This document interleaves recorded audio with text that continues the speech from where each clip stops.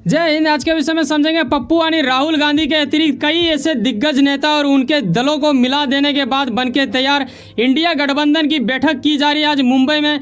तो आइए समझते हैं कि आखिर मैटर क्या है, किन चीज़ों के ऊपर डिस्कस की जाएगी। और यहाँ समझने वाली बात यह है क्योंकि दिन प्रतिदिन गठबंधन इंडिया बढ़ता जा रहा है। ऐसे विषय में काफ़ी ज़्यादा हृदय के अत्यंत गहराई तक चोट पहुंचा सकता है बीजेपी को, या फिर बीजेपी कर देगा इग्नोर, क्योंकि एनडीए वाकई में क्या जीत जाएगा। इन सभी विषयों के ऊपर आइए चर्चा करते हैं।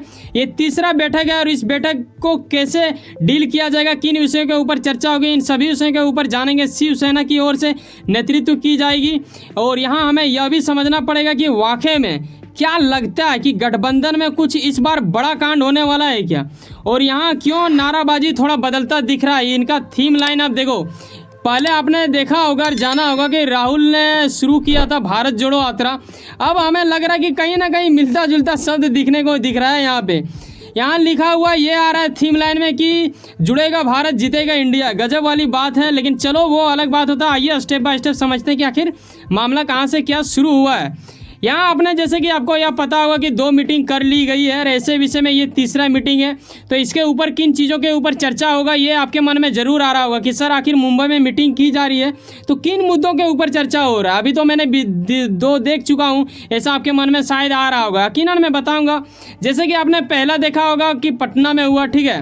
अब पटना में जो मीटिंग हुआ था इसमें करीब 16 दल ही जुटे थे, लेकिन वो गजब वाली बात था, उस टाइम महाबैठक का नाम दिया गया था। उस टाइम इंडिया गठबंधन का नाम भी पता नहीं था, लेकिन आगे चल के जब दूसरा बैठक किया गया तो उस टाइम क्या होता है कि 26 दल हो जाते हैं, इसमें शामिल हो जाते हैं। और जब आपने पटना में देखा तो उस टाइम 16 पार्टी था और 26 दल बेंगलुरु में यानी कर्नाटक में होता है। उसके बाद इसका नाम भी रख दिया जाता है INDIA, जिसे आप देश के नाम पर भी जानते हैं इंडिया। उसी का नाम कॉपी किया है इन लोगों ने, लेकिन इसका अर्थ अलग अलग निकाला है। तो ये ना सोचे कि वो देश का नाम है, तो ये एक अलग बात है। लेकिन क्या किसी दल को किसी दूसरे दल से मिल जाना ये उचित वाली बात है। और मैंने उस वक्त भी बोला था कि देखो देश के नाम पे तो रखना ही नहीं चाहिए था, देश के नाम पे रखा भी है तो उसके आगे या पीछे कुछ अलग डिजिट जोड़ना चाहिए था, ताकि वैसा ना लगे। जैसे मान लो आप इस विपक्ष दल को आप बोलोगे मुर्दाबाद तो आप बोल लोगे ईजिली, अगर कुछ दूसरा नाम रहेगा। अभी इंडिया है तो आप बोलोगे इंडिया मुर्दाबाद, तो सुनने में कितना बुरा लगता है। तो ये चीज़ नहीं होना चाहिए। और देखो मैं ये नहीं कह रहा कि इसको हर कोई मुर्दाबाद बोलेगा, कई लोग जिंदाबाद भी बोलेंगे इंडिया गठबंधन को, लेकिन कहीं ना कहीं जब पार्टी बनता है ना तो हर कोई तो आपको पसंद करेगा नहीं, कुछ लोग आपके मतलब विरोध में रहेगा। तो ऐसे स्थिति में ये मुद्दा थोड़ा ख़राब हो जाता है, तो इनके ऊपर ध्यान देना चाहिए था। हालांकि वो अलग बात है, जब इन्होंने सेकंड बार किया तो ये एक नाम के साथ आया सामने और उसी वक्त बीजेपी को ये झटका देने वाली बात तो स्थिति उत्पन्न कर दी गई थी। लेकिन वहाँ तक मुद्दा ठीक ठाक लगभग रुक जा रहा था। लेकिन मैंने अभी पीछे क्या बताया, पहले 16 फिर हुआ 26, अब आ गया है तीसरा बार मुंबई में। तो क्या इस बार भी बढ़ेगा? जी हाँ, इस बार भी बढ़ गया। लेकिन उससे पहले ये भी जान लो कि इस मीटिंग के पीछे की कहानी क्या हो सकता है। देखो अभी हाल में करीब 1-2 सप्ताह मैंने भी वीडियो बनाया था, केजरीवाल के प्रति कुछ अलग स्टेटमेंट आ रहा था राहुल गांधी के पार्टी, यानी हम बात कर रहे हैं कांग्रेस के कुछ नेताओं की ओर से स्टेटमेंट आ रहा था कि पंजाब में जितने भी सीटें हैं सब में राहुल गांधी के मतलब मेंबर ही चुनाव लड़ेंगे। तो ऐसा कुछ आ रहा था, जबकि आपको पता है कि केजरीवाल का सरकार वहाँ पर चल रहा है, भगवंत मान है वहाँ के CM। और ऐसे विषय में दिल्ली के प्रति भी आया था कुछ कि वहाँ पर 7 लोकसभा सीटों में वही लोग खड़ा होंगे।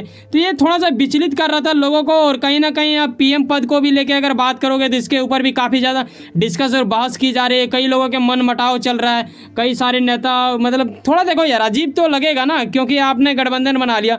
अब जो बरसों से एक सहयोग कर रहा है, मदद कर रहा है अपने पार्टी को, और वो वहाँ से चुनाव लड़के जीतना चाहता है, उसका 10 साल हो चुका है भाई, सोच रहा है कि वो इस बार खड़ा होगा। अब इस बार ये लोग क्या करेगा कि उसे खड़ा नहीं करके किसी और को खड़ा करेगा, तो कहीं ना कहीं उसे बुरा लगेगा।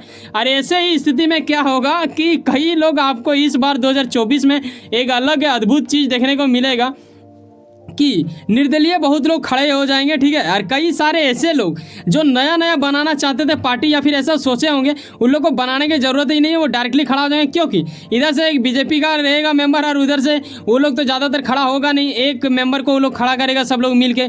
तो ऐसे में अगर बहुत ज़्यादा ऐसे नए लोग चुनाव में खड़ा होने की स्थिति ज़्यादा कुछ हो जाएगा।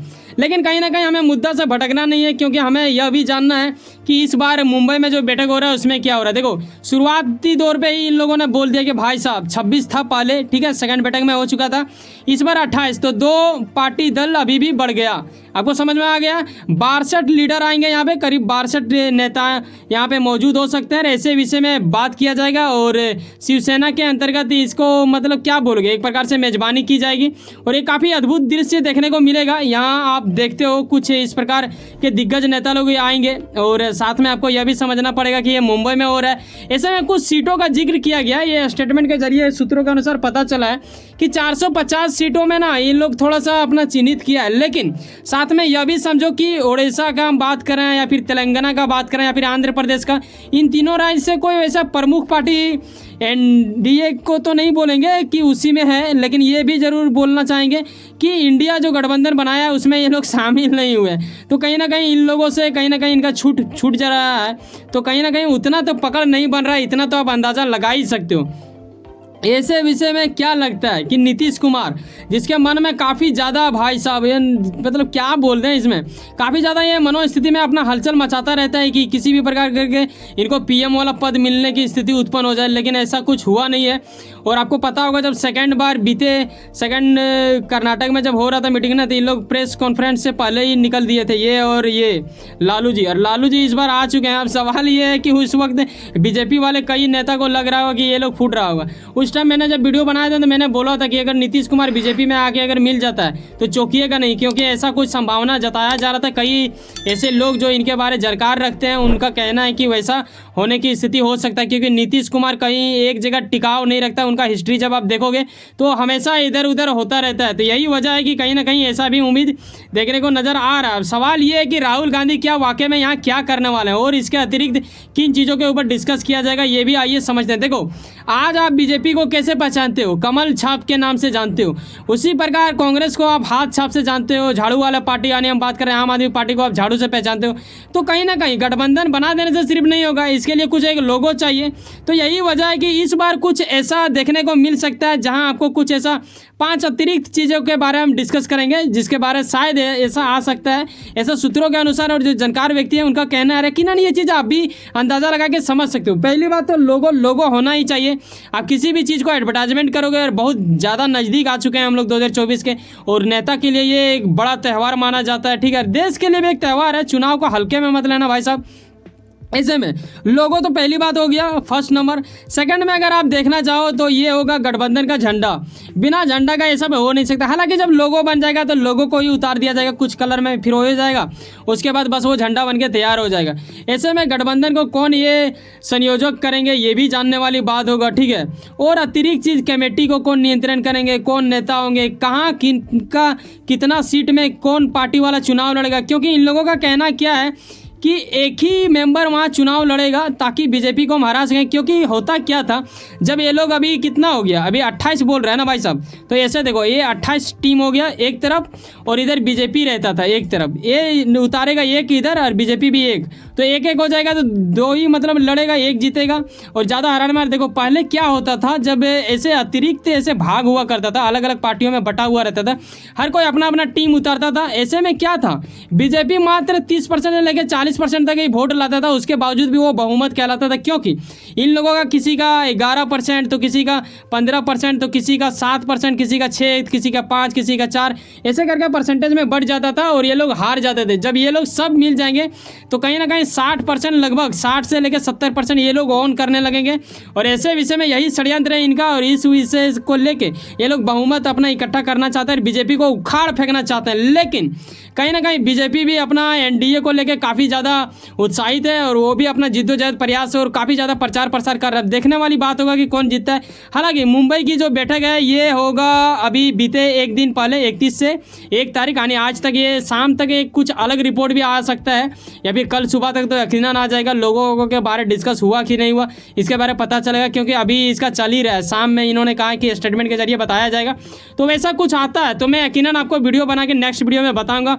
वैसे आप बताना क्या लगता है कि यहाँ पे अगर प्रधानमंत्री का भी अगर पहचान किया जाए तो क्या लालू को ऑप्शन दिया जाएगा, या फिर राहुल गांधी खुद एक उम्मीदवार बन जाएंगे कि हाँ ऐसा अगर गठबंधन जीतता है, हमारी सरकार बनती है तो हम ही चुनाव लड़ेंगे, या फिर ये होगा? या फिर ममता बनर्जी, ऐसे कई ऐसे नाम हैं, या फिर केजरीवाल, इन सभी विषयों के ऊपर आप डिस्कस करके अपने मन में बता सकते हो मुझे कमेंट के जरिए, ठीक है। वैसे सुनो ना, कहीं ना कुछ काम करते होंगे, यकीनन अपने काम के प्रति काफ़ी ज़्यादा उम्मीद रखते होंगे, यकीनन आपका मेहनत आपका मंजिल बनकर मिले। वैसे सुनो ना, सब्सक्राइब कर लो पावर ऑफ चांस और जुड़े रहो मुझसे। चलो मिलते हैं किसी नेक्स्ट वीडियो में। जाने से पहले एक बात ख्याल रखना भाई साहब, जब आप 8, 9, 10, 11 मिनट हमारे साथ समय बिताते, कहीं ना कहीं लगाओ बंदा सब्सक्राइब जो बिल्कुल फ्री होता है, करके जाए। मिलते हैं किसी नेक्स्ट वीडियो में। बाय, जय हिंद, जय भारत।